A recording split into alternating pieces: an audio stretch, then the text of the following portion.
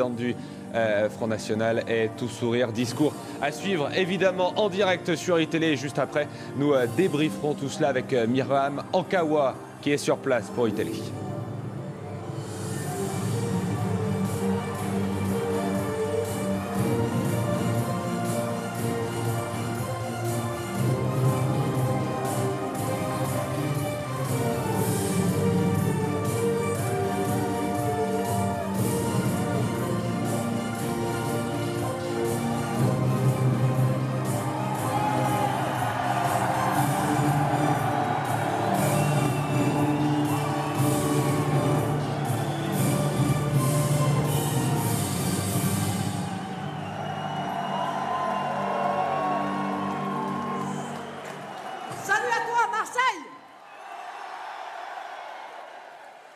Salut à vous, mes chers compatriotes de métropole, d'outre-mer et de l'étranger. Je pense que nous pouvons être fiers de ces universités d'été. Vos interventions, vos contributions, vos réflexions, à toutes et à tous, sont pour moi une matière utile.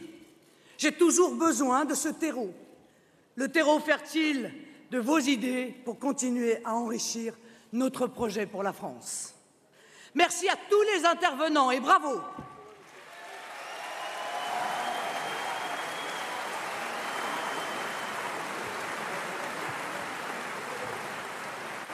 La réussite de ces universités, c'est un événement en soi, mais c'est aussi la poursuite d'une dynamique. Comme vous, je la vois à l'œuvre depuis quelques années déjà, mais je la sens accélérée. Nous avons continué en 2013, année pourtant sans élection, un très sérieux travail de fond, et nous avons connu depuis le début de l'année beaucoup de succès. Je ne parle pas des sondages qui montrent, bien entendu, une adhésion croissante à nos idées et nous laissent espérer de grandes réussites aux élections à venir. Toujours, nous progressons, toujours, nous montons. Bien sûr, nous nous satisfaisons des bons chiffres que nous prenons comme des encouragements. Mais je veux surtout parler de nos réussites concrètes, celles qui ont jalonné les derniers mois et qui ont renforcé la place du Front National. Je pense bien sûr aux élections partielles. L'élection de l'Oise d'abord, que notre candidate Florence Italiani a failli remporter. Cette élection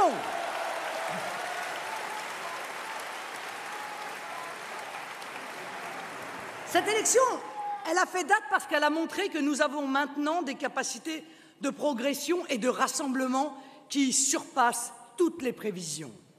Et je pense aussi à l'élection de Villeneuve-sur-Lot, où Étienne Bousquet-Cassagne a plus que fait trembler l'UMPS.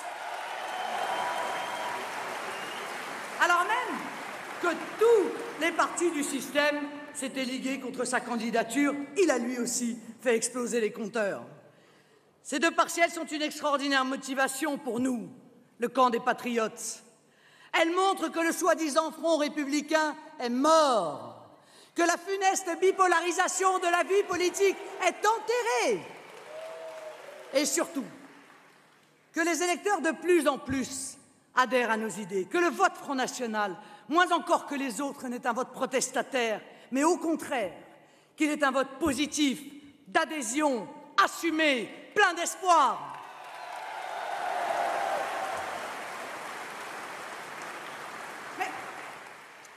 Notre succès en cette année 2013 peut être le plus grand. C'est d'avoir approfondi notre présence dans tous les débats politiques, dans les débats entre Français, d'être incontournable, puisque vous le voyez bien, quel que soit le sujet abordé, nous sommes au centre des discussions. À tel point que le Parti socialiste, toujours bien inspiré par l'irremplaçable Harlem Désir,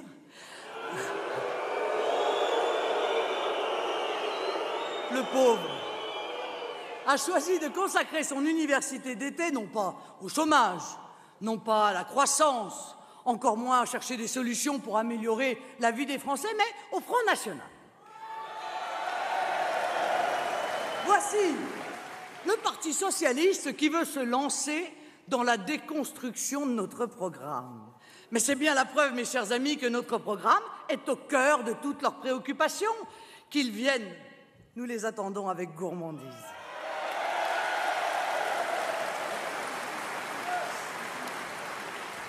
l'UMP. Aujourd'hui comme hier, par la bouche cette fois de François Fillon, on parle de nous sans relâche. Oh, elle parle aussi beaucoup d'elle-même, l'UMP. Ça, on ne peut pas lui enlever. Elle passe même son temps à se regarder le nombril. À l'UMP, on se regarde aussi beaucoup les uns les autres, en chien de faïence. Mais à l'UMP, la vraie préoccupation essentielle, c'est le Front National. C'est notre progression et c'est l'adhésion croissante des Français à nos idées. Oui, chers amis, somme toute, l'obsession qu'ils ont pour nous est un nouveau point commun entre le PS et l'UMP, un énième point commun, et c'est un aveu de taille de leur part, l'aveu que la seule chose qui les inquiète n'est pas l'aggravation de la situation personnelle de chaque Français, mais la défense de leurs intérêts électoraux et politiciens. Ah ça, pour sauver leur poste, leur fauteuil, leur mandat, là, ça cogite. Là, ça blablate, ça se réunit. Oh, les Français, eux, attendront.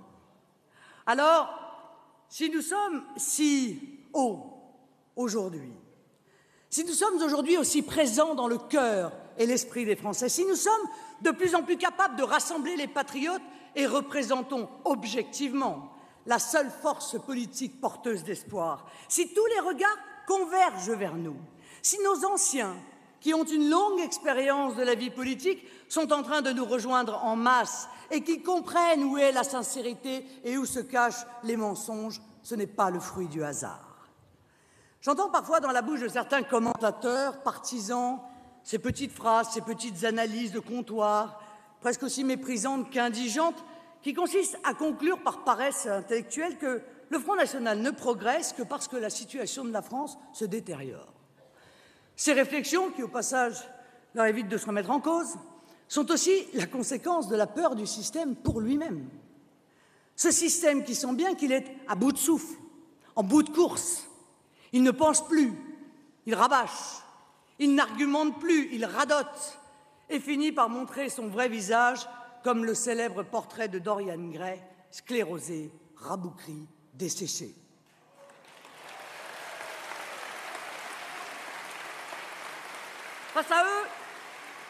Face à eux, nous représentons la vie, l'énergie, l'imagination, l'espérance, une nouvelle jeunesse pour la France. Et chacun s'accorde à constater que nous menons une action de grande ampleur, pensée, sérieuse, méthodique, et évidemment, nous gagnons en efficacité. Notre stratégie est payante, elle nous fait entendre et comprendre, elle nous permet de rassembler un nombre croissant de Français, et comme nous devons aller plus loin, comme nous devons connaître davantage de succès électoraux, comme nous avons de très hautes ambitions pour les scrutins de 2014 et les suivants, nous devons poursuivre et intensifier notre stratégie. Mais cette stratégie, quelle est-elle? Notre stratégie, c'est d'abord la mise en action d'un principe très simple. Toujours privilégier les intérêts de la France et du peuple français.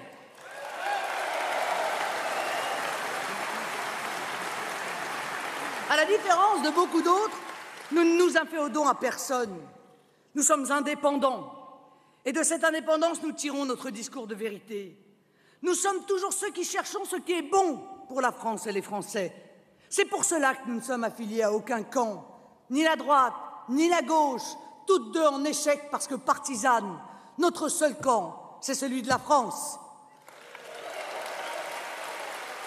Mais notre stratégie, c'est aussi de parler de tous les sujets et de faire des propositions sur tous les sujets, aller sur tous les fronts. Il n'y a plus un domaine du débat public où nous ne soyons présents. Et beaucoup dont nous sommes les seuls à parler, imposant le débat sans tabou, l'Europe, l'euro, la mondialisation, l'immigration. Notre stratégie, c'est aussi d'aller partout sur le territoire, à la rencontre de tous les Français, quels qu'ils soient, d'où qu'ils viennent. Pour les municipales, nous voulons des listes partout en France et je vous annonce qu'à cette date, 623 têtes de liste ont déjà été investies.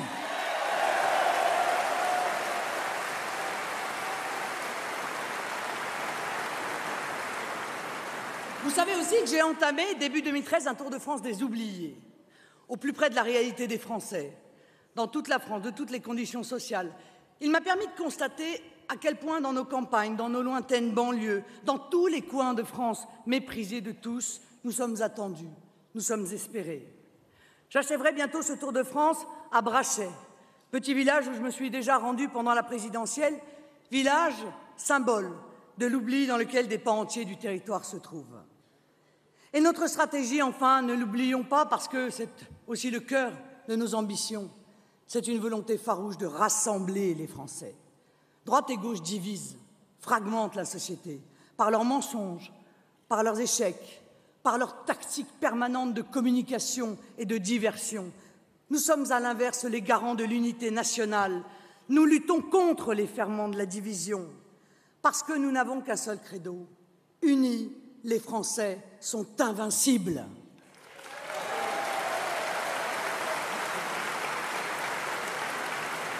Je crois profondément en cette idée. Je crois que les Français peuvent tout quand ils ont confiance en eux et qu'ils se sentent profondément unis en la France.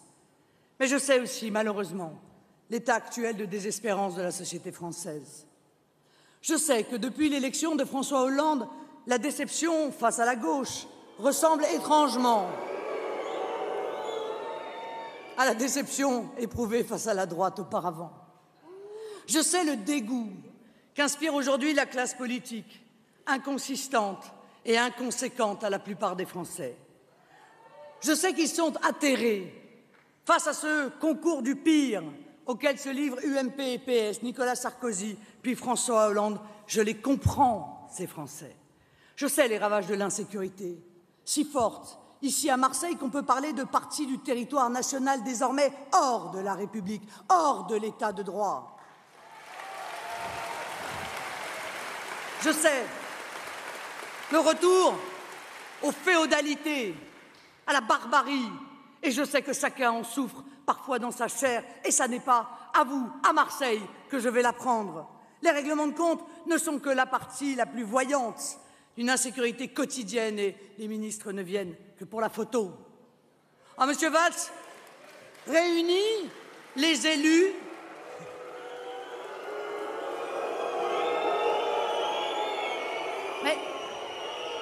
il réunit ceux qui, depuis 40 ans, montrent leur incompétence dans le cadre d'un pacte, comme le terme est bien choisi. Il n'en oublie aucun, y compris ceux qui sont mis en examen ou condamnés à de la prison ferme. On finirait même par être flatté d'avoir été écarté par M. Valls de cette énième pitrerie, car bien évidemment, il a refusé de convier le Front National, qui ne représente, il est vrai, qu'un quart de la population. Je pense que M. Valls craignait d'entendre Stéphane Ravier exposer les solutions que les Français attendent. Il n'y a pas d'exception marseillaise. Il n'y a qu'une préfiguration marseillaise. Il suffit de lire les faits divers. La gangrène criminelle s'étend peu à peu à toute la France. Aujourd'hui, les campagnes et les bourgs ruraux ne sont plus non plus épargnés. Et n'en déplaise à M. Valls, les chiffres parlent, même s'ils cherchent à les faire taire. Et la violence s'apparente de plus en plus à un terrorisme des rues, dont le but est certes de voler ou de tuer, mais aussi de terroriser la population avant de la soumettre.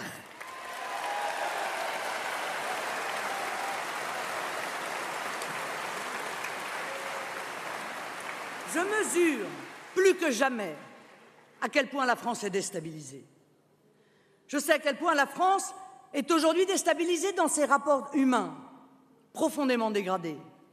Je viens de parler de l'insécurité, je pourrais aussi parler de l'immigration, du communautarisme, de l'affaissement de l'identité française, bref, de tous ces mots qui ruinent notre capacité collective à la fraternité et à l'unité. La France est déstabilisée dans ses valeurs profondes que les politiques de droite comme de gauche remettent en cause. Déstabilisée dans le rapport au travail, aujourd'hui souvent une souffrance, dans le chômage, la précarité des salariés. Rendez-vous compte, la part des embauches en CDD s'est élevée à près de 82% des contrats signés au troisième trimestre 2012. Le sentiment de ne plus récolter le juste salaire devant les profits exorbitants des grandes sociétés, devant les gains sans limite de la finance internationale, de la spéculation, de la banque. Déstabilisée, Carter sans usine, qu'on voudrait sans avenir. La France est déstabilisée dans tout ce qui fait sa noblesse et sa grandeur. Aujourd'hui, la France est rabaissée sans cesse. La France ne peut plus rien. La France n'est plus rien. On ne peut plus rien faire sans penser États-Unis ou Europe.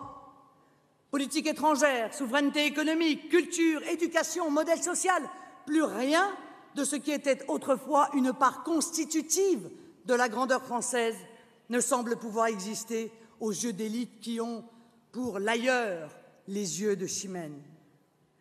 Je pourrais vous parler de tout cela pendant des heures, tant cette petite boutique des horreurs politiques m'indigne. Mais je ne le ferai pas. Je ne suis pas là pour me lamenter avec vous sur la bassesse de ceux qui nous gouvernent depuis 30 ans. Je ne suis pas là pour faire des constats, continuer de regarder, de déplorer, bien sûr, la nuit qui tombe sur la France. Et ça n'est pas, je le sais, ce que vous attendez de moi. Non, je veux vous dire aujourd'hui ce qu'il est possible de faire. Je ne supporte plus, comme vous, le discours sur le thème du « c'est pas possible ». Quoi que l'on propose, quoi que l'on dise, quelle que soit l'idée, c'est pas possible.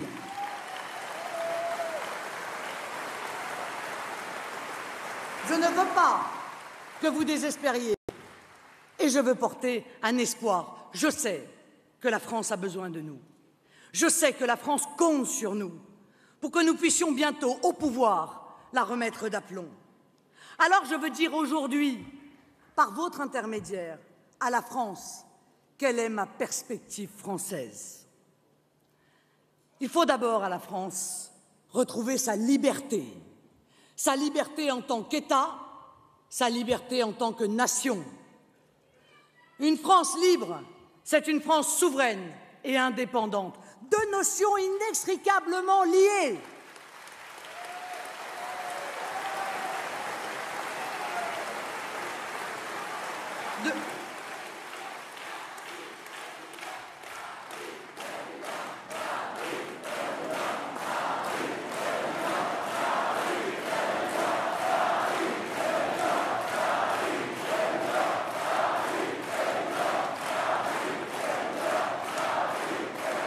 Souveraineté, mes chers amis, et indépendance, deux notions inextricablement liées. De l'une, la souveraineté, dépend la réalité politique, pour ne pas dire métaphysique, de notre pays. De l'autre, l'indépendance, dépend sa grandeur. C'est dans les choix de politique étrangère que s'exprime l'indépendance d'un pays. Cela ne signifie pas avoir en toutes circonstances un avis contraire et opposé à celui de nos voisins ou alliés. Mais cela signifie que l'on doit être capable d'avoir un avis différent. La France ayant ses propres intérêts à défendre, elle ne peut et ne doit définir sa politique étrangère qu'en fonction d'eux. Cette diplomatie forte et indépendante, et devrais-je dire forte car indépendante, est celle qui a caractérisé la voix de la France dans le monde pendant des décennies et qui a fait de notre pays un modèle pour les peuples qui aspiraient à retrouver le chemin d'une souveraineté nationale. Oui, je crois. Il y a quelque chose de français dans l'attitude de l'Inde, de la Chine, de la Russie, du Brésil, de l'Argentine ou encore du Venezuela, à travers cette capacité à dire non aux puissants quand leurs intérêts sont en jeu.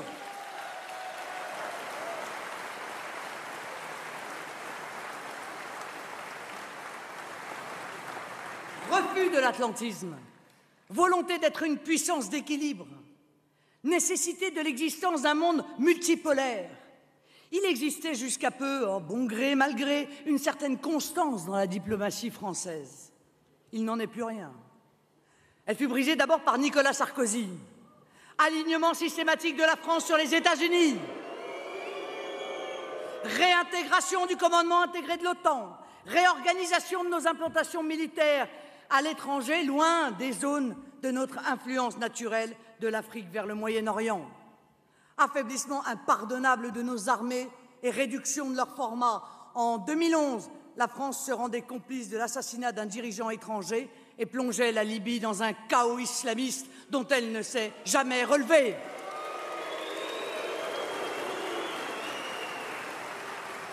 Pour la première fois depuis longtemps, un président de la République déshonorait la France à l'international. Oh, nous nous rassurions alors comme nous pouvions. Sarkozy ne devait être qu'une parenthèse dans l'histoire de France. Hélas encore, nous nous trompions. La France aujourd'hui, ridiculisée comme jamais par des dirigeants incompétents, incohérents et nuisibles, récidive en Syrie.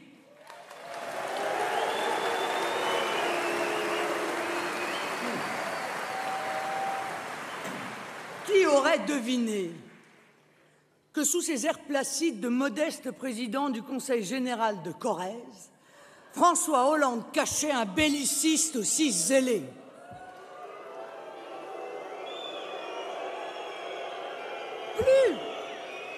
Plus soumis encore à Obama que Tony Blair en son temps à George Bush. Cette soumission est telle que l'on devine même chez les Américains une forme de gêne. Et chez certains Anglais, une évidence de jalousie, vous savez, semblable à celle de l'épouse légitime envers la maîtresse. Plus inquiétante encore est notre soumission à des pays qui n'ont avec nous aucun lien historique ni culturel, seulement des liens d'argent sonnants et trébuchants, et dont l'ensemble de la politique internationale vise à armer le fascisme vert. Je veux parler de l'Arabie saoudite et du Qatar.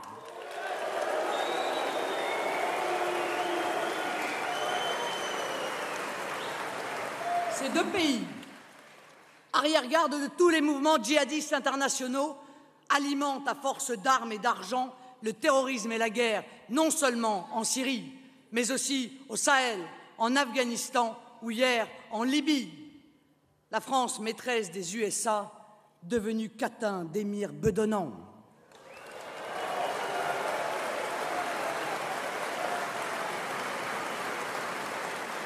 Très clairement, je romprai avec cette diplomatie du renoncement et de la servitude. Je redonnerai sa voix à la France, son rôle spécifique dans le monde. Toute mon action portera au service de ses intérêts et de ses intérêts seuls. Je renouerai des partenariats privilégiés avec toutes les zones d'influence du monde et je ne permettrai à aucun pays de décider à la place de la France qui est fréquentable et qui ne l'est pas.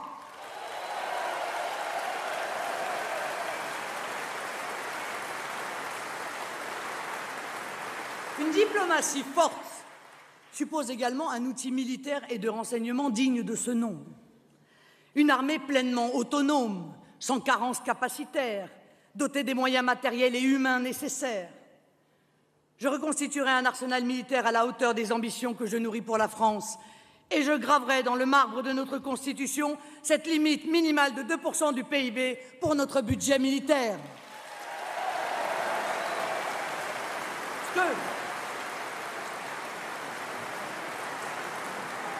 N'oublions jamais, l'industrie de défense, ce sont des centaines de milliers d'emplois et l'un des plus puissants moteurs de la recherche et du progrès technologique. Il s'agit d'un investissement d'avenir par excellence. La politique d'indépendance que je porte a eu ses modèles et ses antécédents ont souvent couvert d'honneur et de gloire l'histoire de notre pays. Et la vérité nous oblige à nous souvenir qu'il fut un temps pas si lointain où la France se devait seulement d'être française. Ni américaine, ni soviétique, libre de ses choix politiques, maîtresse de son destin. Un temps où notre pays était armé, moralement, politiquement, économiquement et bien sûr militairement. Il fut un temps pas si lointain où, aussi profondes que fussent ses plaies, la France était souveraine. Des institutions fortes, une monnaie, des frontières, une armée gagnant en puissance. La France avait tous les attributs de la souveraineté. Elle pouvait traduire sa volonté politique en actions concrètes, toujours au service de ses intérêts. Alors, ne venez pas me dire que ça n'est pas possible.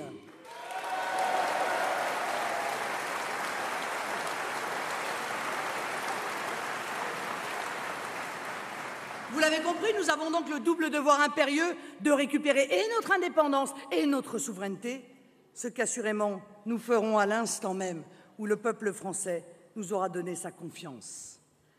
La souveraineté n'est pas un artifice de communication, un gadget ou un slogan électoral. C'est la donnée fondamentale de tout pouvoir politique, de tout pouvoir qui prétend en être un. Elle n'est surtout pas dépassée. Elle est l'instrument du futur, du rebond et de la liberté. Regagner notre souveraineté, c'est retrouver notre liberté législative, quand l'essentiel de nos lois sont décidées à Bruxelles et imposées aux Français à leur insu ou contre leur gré. C'est retrouver, comme on vous l'a dit, notre liberté budgétaire, la dernière des prérogatives qu'il restait aux parlementaires, qu'ils ont eux-mêmes transférées à la Commission européenne, pour faire mine aujourd'hui de batailler entre eux sur un budget dont ils n'ont plus la maîtrise. C'est retrouver notre liberté monétaire, pour qu'enfin la France ait une monnaie adaptée à son économie et qu'elle retrouve la possibilité de financer sa dette, aujourd'hui laissée à des marchés financiers prédateurs. C'est retrouver des frontières, enfin, frontières économiques pour mettre en œuvre un patriotisme intelligent, ainsi que le font l'immense majorité des pays du globe. Frontières migratoires pour contrôler les flux humains et lutter contre les trafics et les réseaux criminels. Tout cela, mes amis, suppose la remise en cause sans délai de l'Union européenne. Et parce que je crois en la démocratie, eh bien je me tournerai vers les Français, par référendum, pour leur demander leur avis sur notre appartenance à l'Union européenne.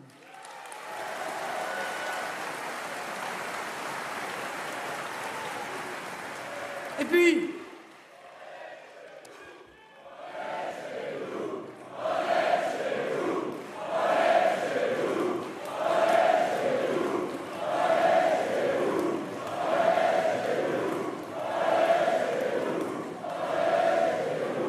puisque nous sommes chez nous, je ferai retirer les drapeaux européens, aujourd'hui symbole de soumission, de nos édifices publics, et j'y mettrai partout les drapeaux nationaux.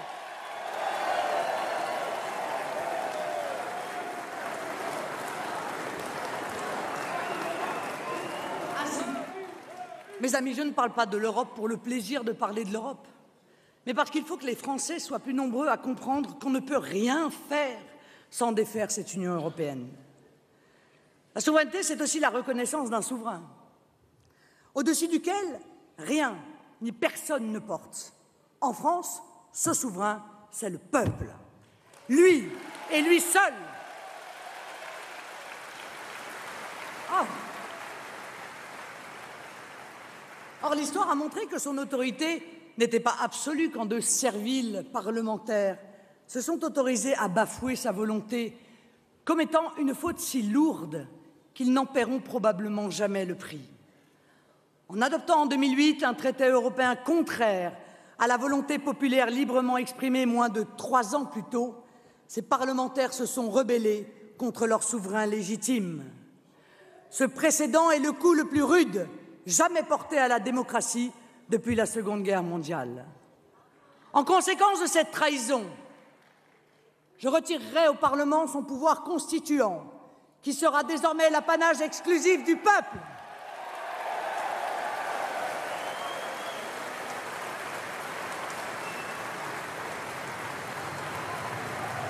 Entendez-moi bien, aucun texte fondamental ni aucun traité européen ne pourra plus passer sans l'accord du peuple souverain.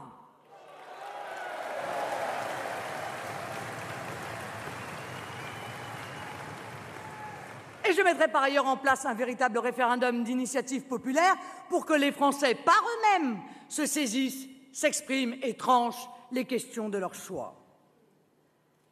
Mes amis, d'une certaine manière, notre tâche est autrement plus ardue que les épreuves du passé.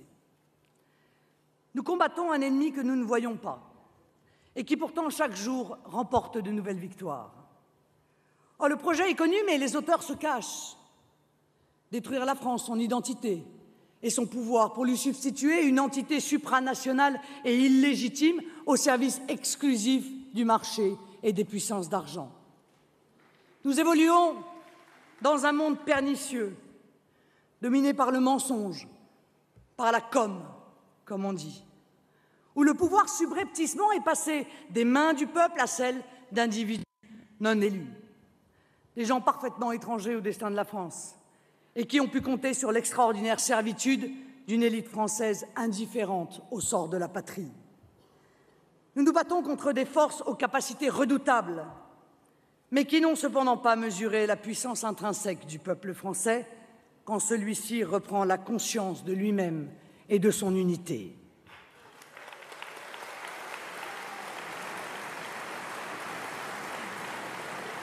Une France libre à l'extérieur ne peut être qu'une France sûre à l'intérieur, car la première des libertés individuelles est la sûreté, la liberté d'aller et de venir. Il n'y a aucune fatalité à ce que nous vivions dans une société de plus en plus conflictuelle, de plus en plus barbare, de plus en plus anxiogène. La France doit redevenir sûre parce qu'il en va de notre cohésion nationale, de la sécurité des plus vulnérables et de notre prospérité. Je veux que tous les Français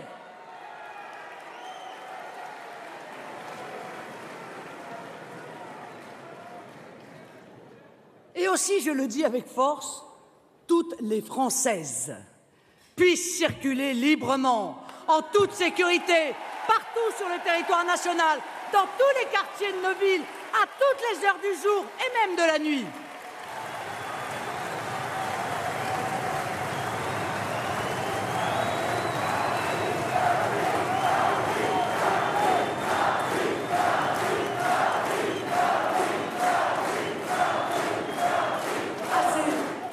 Assez de ces zones où le seul droit est celui des délinquants et des trafiquants. Assez de cette extension du domaine de l'insécurité par des bandes organisées de cambrioleurs itinérants. Assez de ces rodomontades ministérielles qui n'arrivent même plus à dissimuler le laxisme d'État hier comme aujourd'hui. Il faut définitivement en finir avec la politique de l'excuse. Je veux en terminer aussi avec la pseudo-pédagogie de Madame Taubira ou avant elle.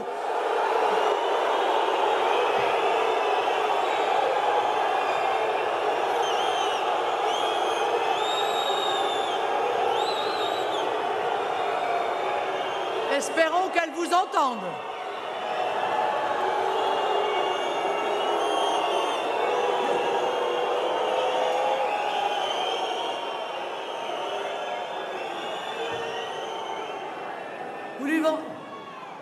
Vous lui rendez un hommage certain, mais cette pseudo-pédagogie, elle avait été déjà commencée sous le règne de Madame Dati.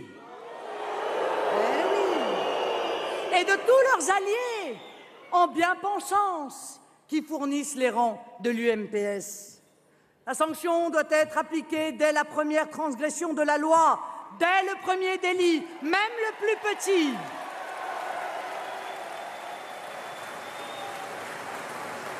La sanction doit toujours être appliquée, et vite, surtout pour les mineurs. Il faut bannir toute impression d'impunité, parce que la sanction est aussi éducation. Sans sanction, aucune éducation n'est possible. Alors j'ose le dire, la sanction réelle, la sanction appliquée est la meilleure des dissuasions et donc la meilleure des préventions. J'ose aussi rappeler à Madame Taubira une évidence claire. Au moins, pendant le temps de l'incarcération, la société est protégée de la récidive.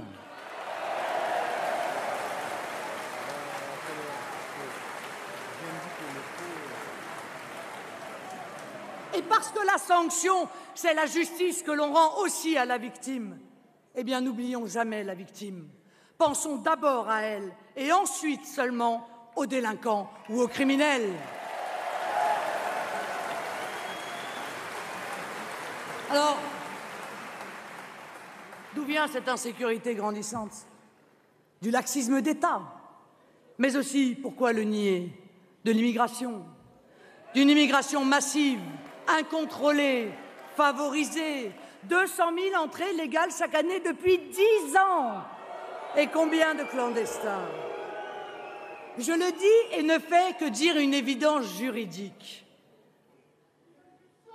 Chaque clandestin est un délinquant parce que dans un état de droit, être sans papier est un délit.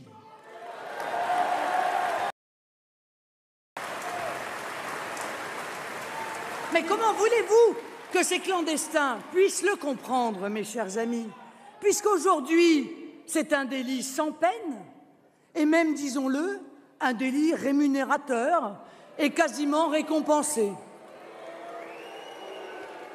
Aide sociale en urgence, logement social en urgence, scolarisation gratuite, aide médicale d'État, autant de pompes aspirantes qui finissent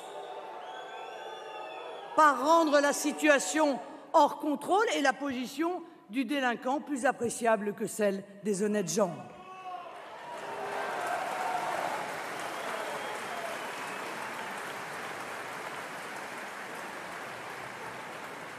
En nous privant avec Schengen du contrôle de nos frontières, l'Union européenne nous a privés aussi de notre capacité à assurer notre sécurité. Et à partir du 1er janvier prochain, ce sera encore pire. Parce qu'avec l'ouverture totale des frontières avec la Roumanie et la Bulgarie, les Roms deviendront inexpulsables. Et ces pompes aspirantes dont je vous parlais tout à l'heure marcheront alors à plein régime avec des conséquences inédites. Et parce qu'il est utile à chaque fois de le rappeler, comme l'a fait Jean-Marie Le Pen pendant des décennies, nous n'en voulons pas. Nous n'en voulons pas.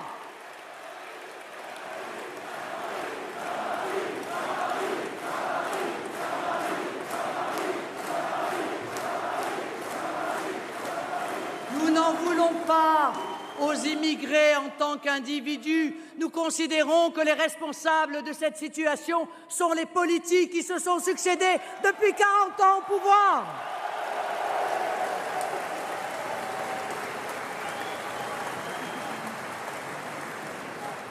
Il n'en demeure pas moins que, comme je vous le disais, la situation est hors contrôle.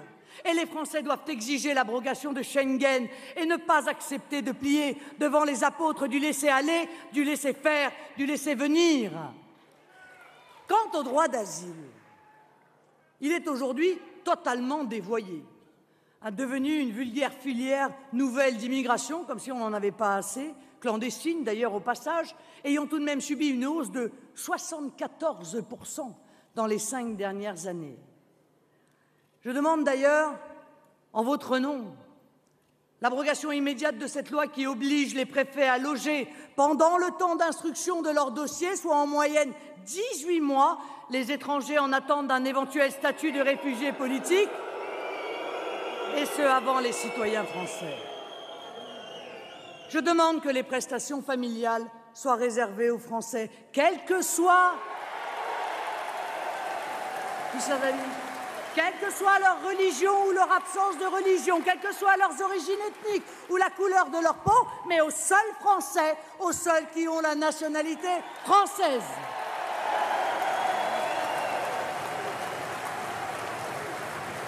Ouais, j'appelle un taxi. J'appelle un taxi.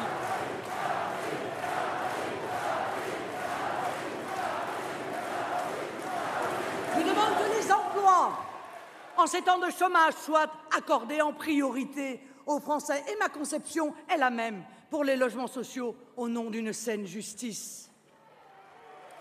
Je demande que les Français ne soient pas obligés d'abonder au train de vie des criminels et des récidivistes d'habitude.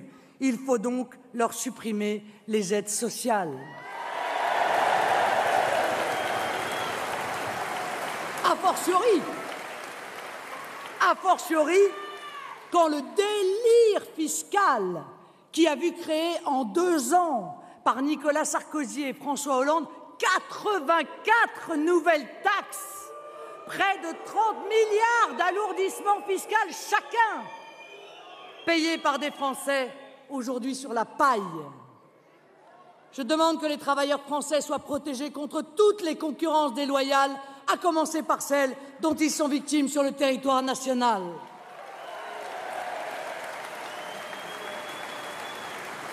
Je demande enfin une politique de prévention qui repose sur les fondements mêmes de la République. C'est bien beau d'afficher une charte de la laïcité dans toutes les écoles de France, mais ce simple geste est déjà l'aveu d'un terrible échec. Plus d'un siècle après la loi de 1905, il faut écrire noir sur blanc des principes qui étaient, il y a encore 20 ans, des évidences. Et puis, ne nous racontons pas d'histoire. Quelle force aura cette charte?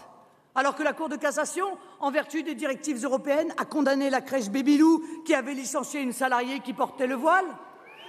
Alors que l'on n'a même pas été capable de protéger le personnel de cette crèche qui, sous les menaces de représailles, a dû déménager. Et puis, le texte de M. Peillon ne prend pas en compte la réalité de l'histoire de France, la réalité de notre culture. Pour comprendre la nation française, la République française, il faut connaître et admettre ses fondements chrétiens, n'en déplaise à certains.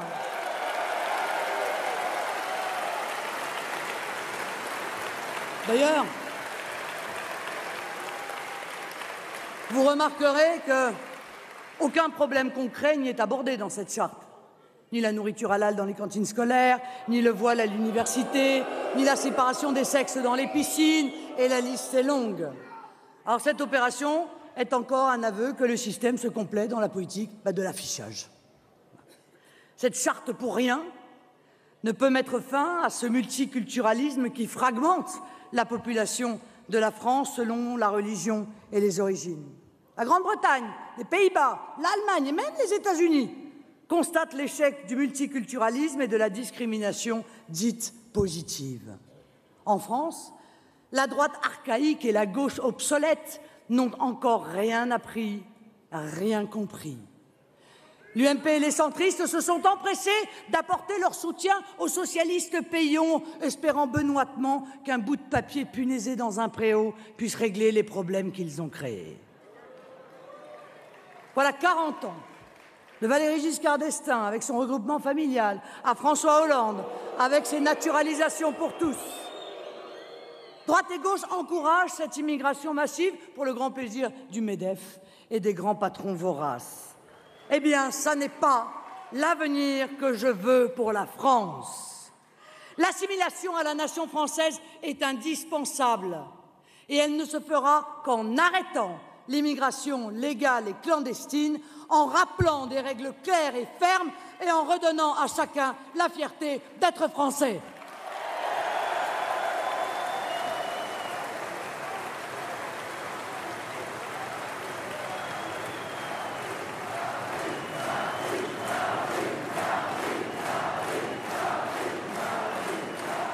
Et dans le même temps, il démantèle l'école de la République, creuset culturel, outil de l'assimilation de tous les Français dans un seul espace public national. Là non plus, il n'y a aucune fatalité. Je veux une école qui transmette les savoirs. Je veux une école qui transmette notre histoire. Je veux une école qui apprenne le respect, à commencer par celui des enseignants. Je veux une école qui s'accroche au bon sens et qui tourne le dos aux dingueries pédagogistes. Une école de la tranquillité, de la sécurité, de la sérénité. Je veux en un mot le redressement de l'école de la République. Je sais que nos amis du collectif Racine, regroupement d'enseignants, de professeurs amoureux de l'école et de la France s'y emploient avec passion et rigueur, qu'ils aient tous nos encouragements et vos applaudissements.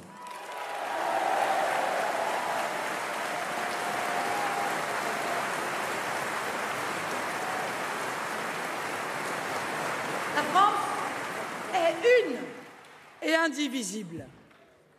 C'est cette France que j'aime. C'est cette France que nous aimons. Cette France où nous sommes tous égaux dans l'espace public, où chacun d'entre nous est libre dans la sphère privée, où peut alors régner une harmonie fraternelle. C'est cette France unie que je défends. Cette France qui mettra fin aux haines et aux divisions. Cette France qui fera passer le rouleau compresseur républicain et qui bannira le communautarisme. Cette France rassemblée qui ne reconnaîtra qu'une seule communauté, la communauté nationale.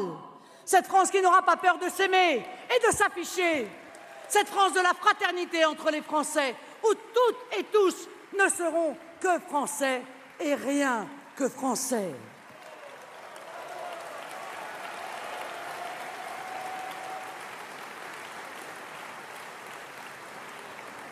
Ma perspective française, c'est une France sûre et unie.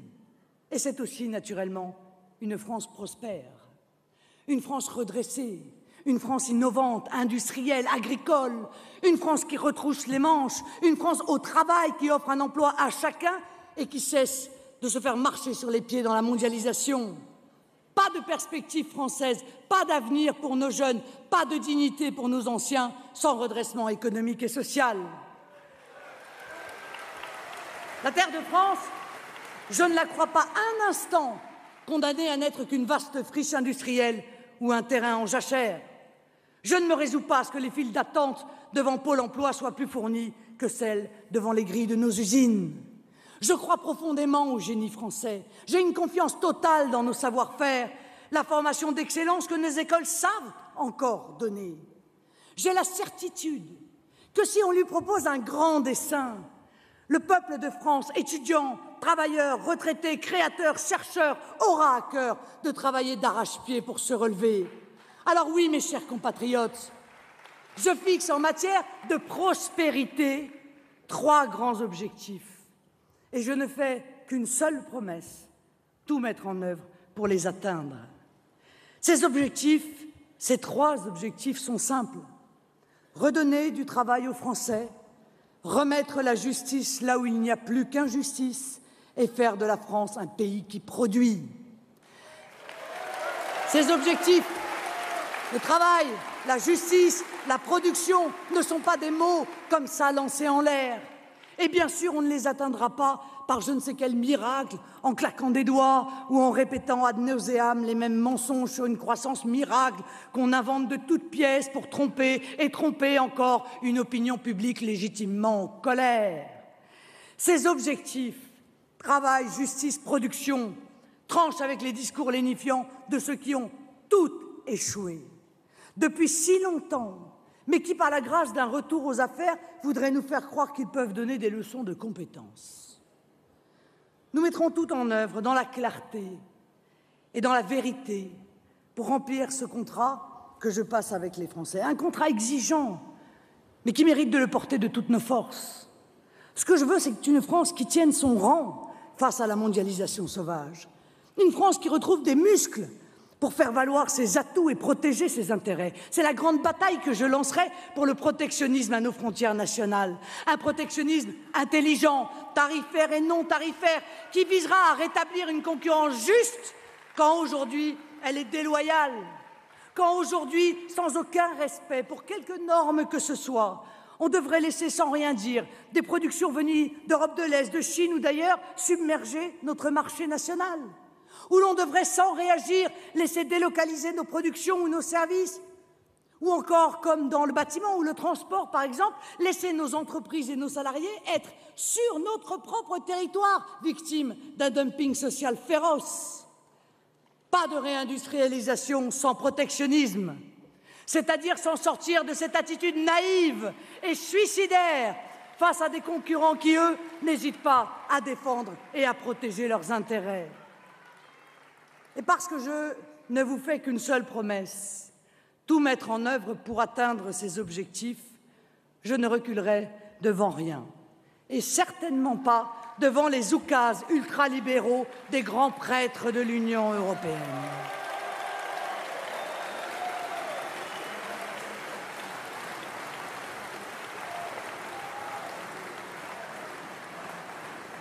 Pas d'emploi, pas de production et donc pas de justice sans stopper la machine à aspirer l'industrie française, mais aussi l'industrie espagnole, italienne, irlandaise, portugaise, je veux dire bien sûr l'euro.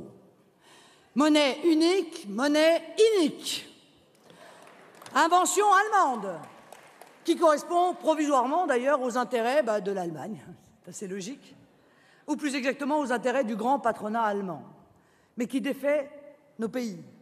qui défait, vide de son énergie industrielle et agricole la France. Machine à détruire notre compétitivité et nos exportations, à fabriquer du déficit. Oui, je refuse les discours déclinistes des adeptes du surface et de l'immobilisme. Si le protectionnisme est possible dans un si grand nombre de pays du monde, il le sera demain en France, dans une France souveraine. Si 95% des nations maîtrisent leur monnaie et leur politique monétaire, la France aura les capacités de le faire aussi demain, comme elle l'a fait durant des siècles hier.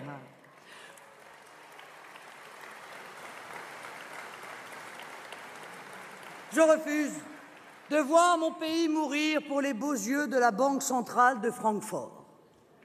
Je refuse qu'on fasse croire aux Français que le changement serait impossible pour mieux leur faire avaler la pilule d'une idéologie moribonde. Si le patriotisme économique ne plaît pas à l'Union européenne, eh bien nous nous passerons de l'Union européenne, parce que nous voulons le meilleur pour la France.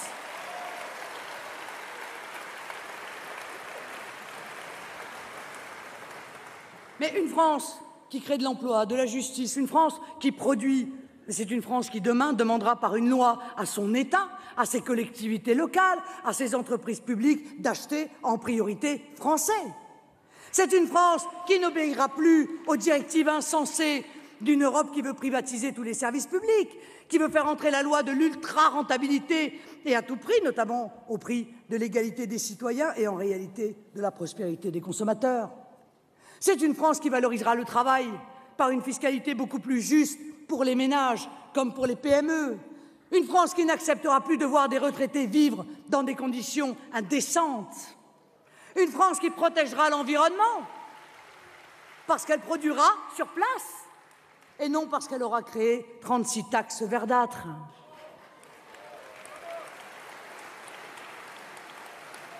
Une France qui refusera la dictature de la finance, aujourd'hui maîtresse et des banques d'affaires, parce que sa banque centrale sera souveraine, parce que son État aura un cap, parce que les lobbies auront été dégonflés et la corruption remplacée par la probité et le sens du service. Une France tournée vers l'avenir, avec son État comme socle solide, des muscles pour se battre et l'intelligence collective de son peuple pour avancer et inventer sans cesse. Mais quand nous dessinons les perspectives françaises, nous voyons que le pire poison, mes chers compatriotes, c'est le manque de confiance en soi. C'est la dépréciation de soi, de son propre pays. Et l'antidote à ce poison, c'est l'espérance française. Cette espérance que je partage avec vous aujourd'hui pour redonner confiance à tout un peuple. Lui redonner confiance en lui, redonner à tous les Français la maîtrise de leur vie et le sentiment de leur profonde utilité. Confiance dans nos capacités individuelles et collectives, confiance dans notre avenir, dans notre destin, dans nos forces et nos atouts. Confiance, oserais-je dire, dans la bonne étoile qui guide la France depuis des siècles. Et là, il sera à nouveau demain au premier plan. Nous sommes la France. Prenez conscience de ce que cela signifie. Des millénaires d'histoire qui nous précèdent. Prenez conscience de l'éclat de ce nom dans le monde entier, de la gloire qu'il porte, du respect que partout il inspire, de l'honneur que nous ressentons d'en être. Oui, nous sommes la France.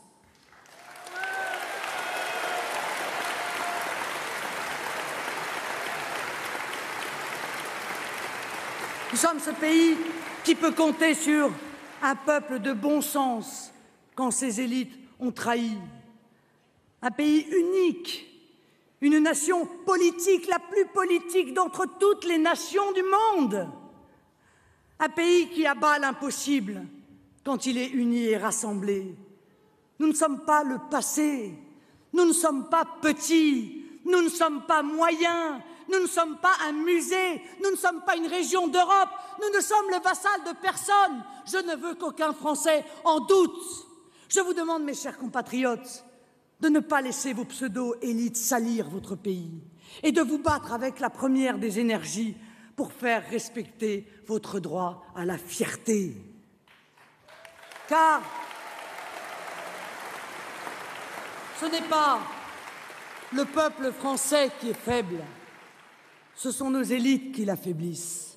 Ce n'est pas le peuple français qui désespère, ce sont nos élites qui nous désespèrent.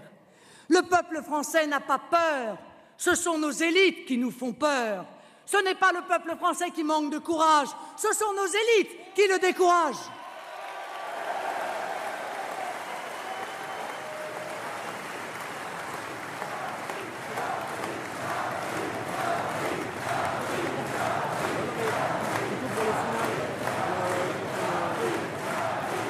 Oui, vous avez le droit d'être fiers de vous, d'être fiers de votre pays. Ce n'est pas honteux, ce n'est pas criminel, c'est au contraire indispensable. Et c'est ainsi que nous rayonnerons. Je me battrai contre tous ceux qui, au plus haut niveau, n'ont de cesse de rétrécir leur propre pays, qui, de gré ou de force, veulent le maintenir dans la médiocrité ou dans l'asservissement. Nous sommes la France, nous sommes l'avenir, nous sommes nécessairement la grandeur parce que nous sommes la France.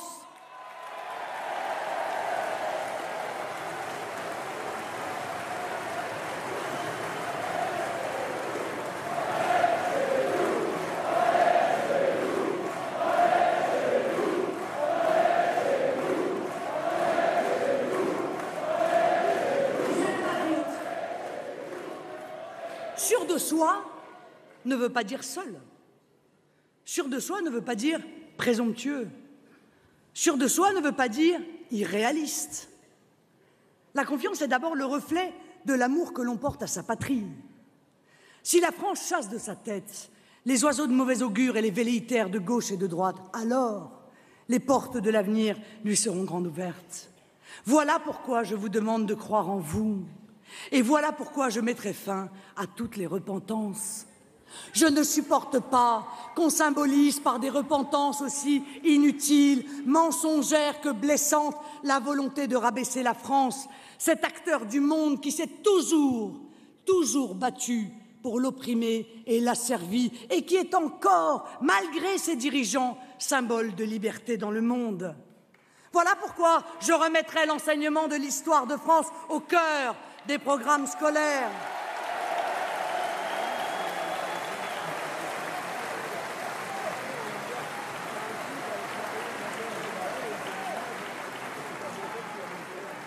Nicolas Sarkozy avait fait disparaître Charles Martel, Henri IV, Louis XIV, Napoléon. Ah, voilà que François Hollande retire le général de Gaulle.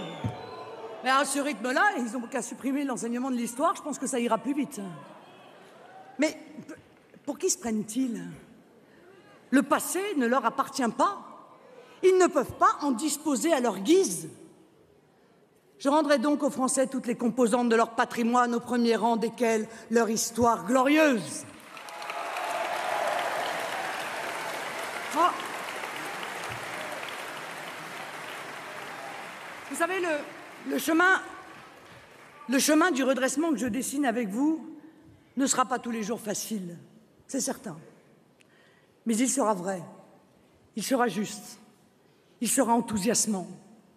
Et il sera surtout possible si la France cesse de se lamenter sur elle-même, cesse de douter d'elle-même, cesse de se flageller, cesse de regarder toujours hier et avant-hier, quand il faut résolument et de toute urgence penser à demain. En un mot, si la France est la France. Mes chers amis, vous avez compris que le chemin que je propose, que nous proposons à la France, n'est pas celui sur lequel, avec l'UMPS, nous errons depuis des décennies. Parce que je suis convaincu que le peuple, lui, sait où il veut aller. Ben alors c'est lui qui doit reprendre la tête de l'épopée française. Mais il ne suffit pas de savoir où l'on veut aller.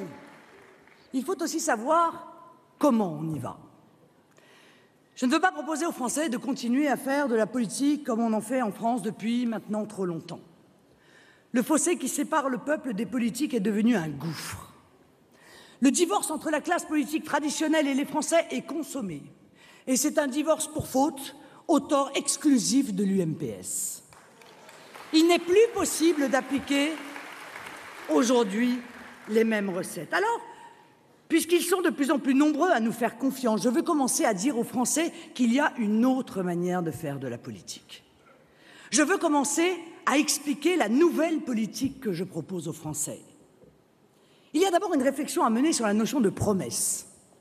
Dans la vie politique française existe une habitude insupportable. À chaque élection, les candidats nous font des promesses. Alors ils en remplissent des catalogues entiers et à chaque fois, arrivés au pouvoir, ils ne les tiennent pas et font d'ailleurs souvent l'inverse de ce qu'ils avaient promis. Nous sommes obligés de constater que tous les responsables politiques depuis 30 ans ont été élus sur des mensonges. Je pense bien sûr à François Hollande et à ses promesses sur le chômage. Je pense à Nicolas Sarkozy, à ses promesses sur l'immigration, la sécurité ou le pouvoir d'achat. Promesses jamais tenues. Jamais. Le premier problème qui se pose, ce sont évidemment les hommes. C'est cette classe politique, c'est l'absence de souveraineté qui les amène à préférer la communication à l'action. Ces gens-là ont pris l'habitude de mentir effrontément aux Français. Ils ne peuvent rien faire, mais font croire qu'ils peuvent ou pourront le temps d'une campagne.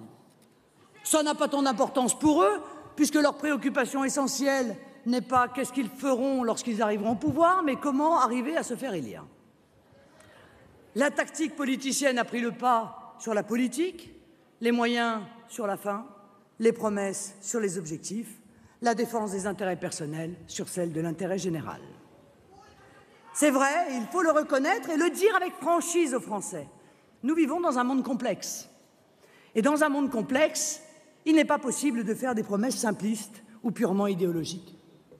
Dans un monde complexe, comme l'est le monde d'aujourd'hui, il n'est plus possible de dire qu'il suffira d'un peu de volonté ou de chance pour que les mesures que l'on prendra produisent les effets que l'on recherche.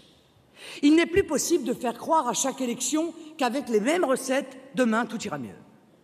Que ce qui n'était pas possible hier, ce que l'on n'a pas voulu ou pas pu faire, on le fera demain. Les Français ont trop souffert et ils souffrent encore aujourd'hui de cette facilité de la vie politique française. Et quand je dis cela, je pense aussi aux désillusions futures, à cet éternel recommencement du cycle des promesses non tenues.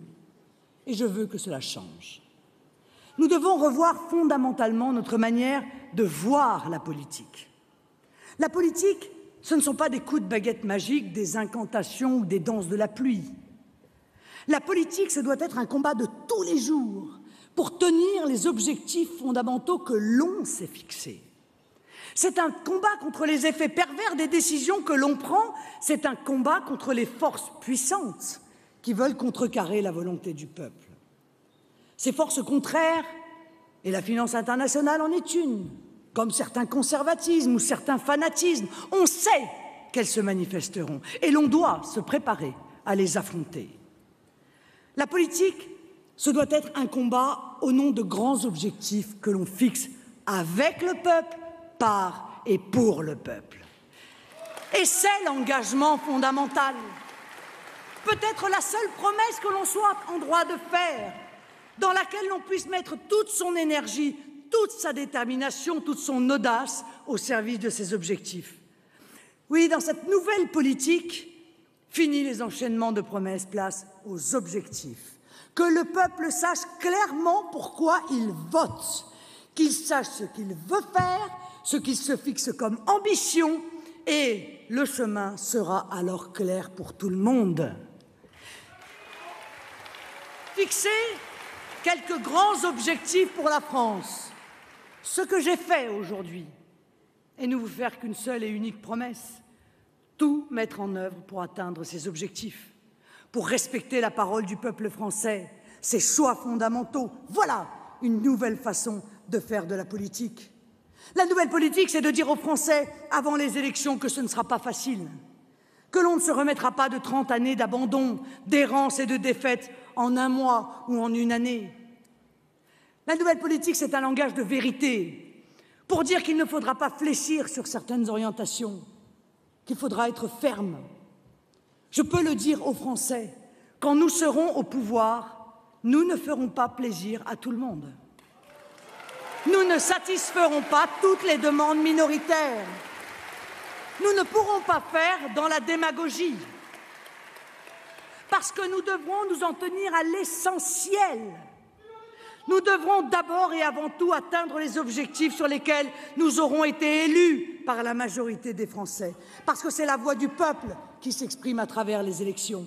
C'est la voix légitime de la majorité qui détermine la politique de la nation. Et si le peuple a majoritairement statué pour aller dans une direction, c'est cette direction qu'il faut suivre, quelles que soient les pressions et les vents contraires que nous devons subir. Alors, oui, je serai dur avec certaines revendications illégitimes. Et je ne succomberai pas à la démagogie qui serait de vouloir faire plaisir à ceux qui s'opposent à la voie choisie par le peuple français, à ceux qui revendiquent le plus haut, à ceux qui parlent le plus fort. Je serai dur avec les minorités autoproclamées qui veulent faire plier l'ordre républicain contre la sécurité de tous.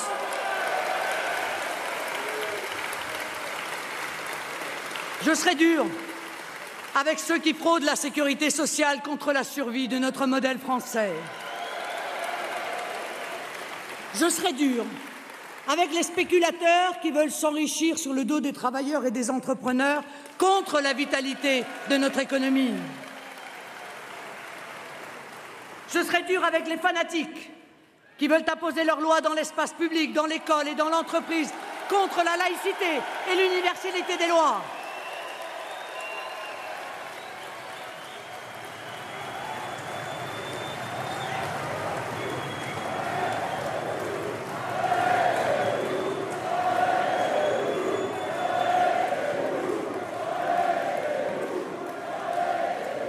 Je serai dur, mes amis, avec ceux qui ne jouent pas le jeu, parce que je veux que la volonté du peuple soit enfin entendue et respectée.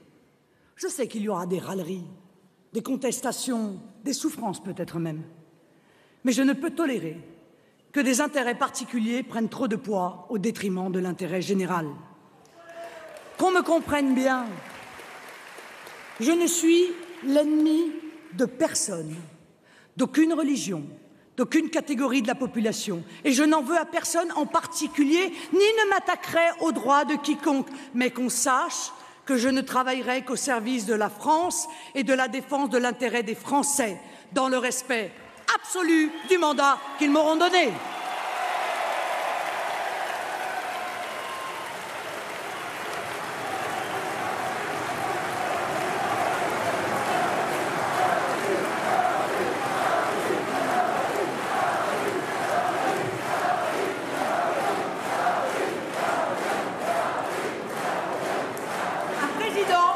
Doit présider et un Premier ministre, avec ses ministres, gouverner. Je pense donc que le président de la République est responsable de la stratégie qui doit guider la politique de la nation.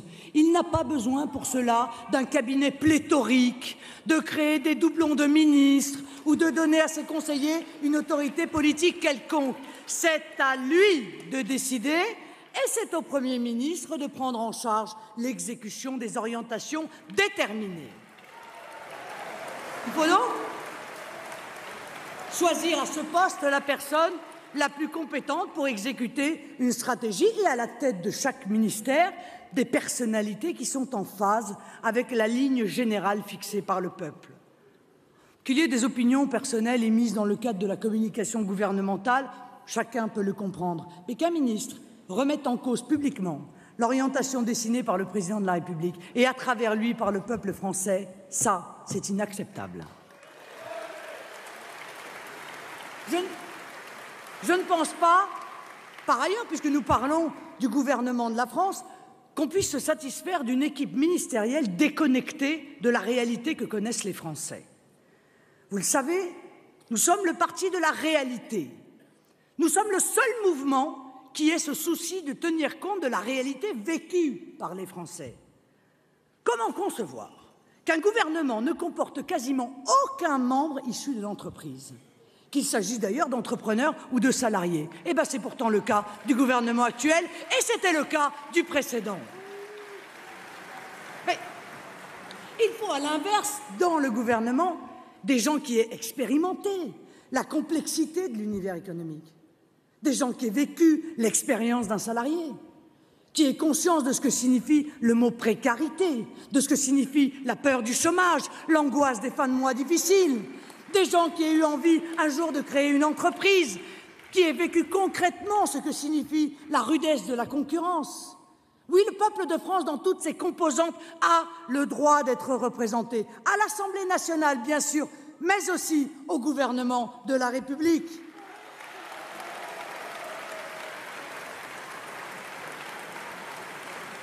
Et dans tous les rouages de l'administration, notamment au plus haut niveau, il faut des personnes respectueuses des grandes orientations fixées par le peuple français. C'est une donnée essentielle de cette nouvelle politique que je veux mener. Il faut casser la connivence qui existe entre la haute fonction publique et la haute finance. Je ne veux plus de ces transferts entre Bercy et les multinationales de la finance, entre l'inspection générale des finances et les banques d'affaires. Je remettrai de l'ordre dans les affaires de l'État, du gouvernement et de son administration. Et pour que le gouvernement de la nation puisse conduire une action déterminée, fidèle aux grandes orientations prises par le président, il faut que le circuit législatif soit accéléré. Nous n'avons plus de temps pour attendre quelques réformes essentielles. Ainsi, l'Assemblée nationale, dont je respecte totalement la légitimité, à condition qu'elle soit élue au scrutin proportionnel et que la France soit souveraine, doit exercer son pouvoir législatif et contrôler l'action du gouvernement. Mais je ne peux comprendre aujourd'hui que le Sénat vienne considérablement ralentir le rythme du vote des lois pour une valeur ajoutée très discutable et un coût très élevé. Et je crois que le débat doit s'ouvrir sur l'existence de cette Chambre, tant il est vrai qu'en ces temps difficiles, tout ce qui n'est pas utile est inutile. Vous voyez, si j'insiste aujourd'hui, mes chers amis, devant vous sur la façon nouvelle dont il faut faire de la politique en France, c'est que j'ai bien mesuré le degré d'exaspération des Français et que je commence à m'en inquiéter. Je m'en inquiète parce que je sais que le contournement permanent de la volonté populaire, par le non-respect des promesses, par l'attention toujours donnée à ceux qui ne se reconnaissent pas dans la République, par le flou aussi toujours entretenu sur le dessein que l'on veut vraiment pour la France, je sais que toutes ces causes de l'exaspération des Français, peu à peu, minent la confiance collective dans l'action politique. Pire, ces ferments de destruction sapent le moral du pays. C'était hier une étude d'opinion annonçant que le 3/4 des Français ne croyaient plus en l'avenir du pays. Année après année, ils l'enfoncent dans un défaitisme dont il n'apparaît plus aujourd'hui possible de sortir et surtout désagrège lentement mais sûrement le contrat social. Ce que je crains aujourd'hui, si l'on continue dans la voie que nous suivons depuis des décennies, c'est la décomposition de l'unité des Français. C'est, pour le dire plus simplement, la désunion, l'insurrection et peut-être même la guerre civile. Oui, si nous ne changeons pas la manière de faire de la politique, c'est au final cette terrible issue que nous pouvons craindre. Sombre perspective, mais perspective évitable parce que nous sommes là. Je vous le disais tout à l'heure, l'année 2013 est une année sans élection, mais l'année 2014 verra les scrutins municipaux et européens. Nous devons dès maintenant nous tourner vers ces batailles électorales qui sont autant d'opportunités d'amorcer un virage aussi radical que salutaire pour la France. Nous devons dès maintenant dessiner pour les Français la perspective française que nous leur proposons. Les maires, les conseillers municipaux, les députés européens que nous ferons élire seront l'avant-garde de cette nouvelle donne politique. Ils constitueront partout, dans les conseils municipaux, mais aussi au Parlement, avec nos amis patriotes des nations européennes, les prémices de l'alternative que nous proposons aux Français, la preuve aussi que faire mieux, beaucoup mieux, c'est possible.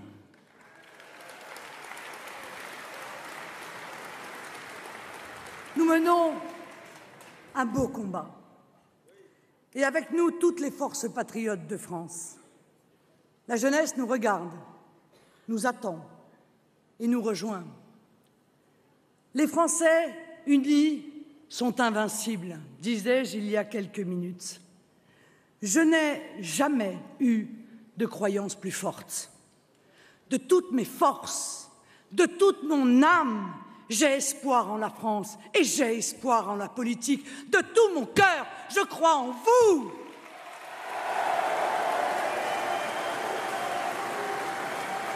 Portez, mes chers amis, partout en France ce message.